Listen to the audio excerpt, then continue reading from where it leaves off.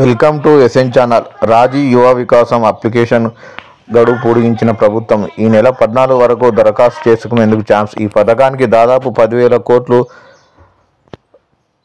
నిధులు. అధికారులతో మీడియా కాన్ఫరెన్స్లో డిప్యూటీ సీఎం బట్టి విక్రమార్క. సాయంత్రం ప్రజాభవన్ నుంచి చీఫ్ సెక్రటరియట్, జిల్లా కలెక్టర్లతో వీడియో కాన్ఫరెన్స్ ద్వారా ఆయన సమీక్షా సమావేశం నిర్వహించారు. గతంలో ఇచ్చిన షెడ్యూల్ ప్రకారం ఈ నెల 5 వరకు అప్లికేషన్ల స్వీకరణ గడువు ఉండగా వరుస సెలవుల నేపథ్యంలో గడువును 14 వరకు పొడిగించినట్టు డిప్యూటీ సీఎం చెప్పారు.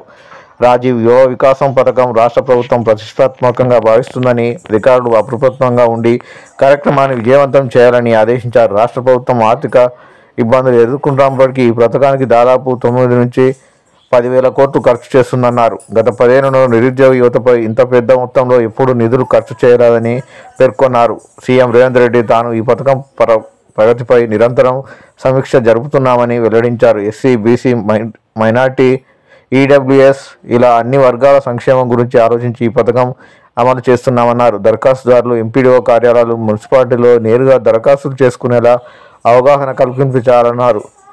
మంత్రులు జిల్లాకు వచ్చినప్పుడు పథకానికి సంబంధించిన ప్రగతి సమాచారం అందించి వారి నుంచి సలహాలు తీసుకోవాలని కోరారు. పథకానికి సంబంధించిన పూర్తి సమాచారాన్ని ఎమ్మెల్యేకు అందించాలని ఆదేశించారు. మరిన్ని అప్డేట్ కోసం ఎస్ఎన్ ఛానల్ను సబ్స్క్రైబ్ చేయండి. Thank you.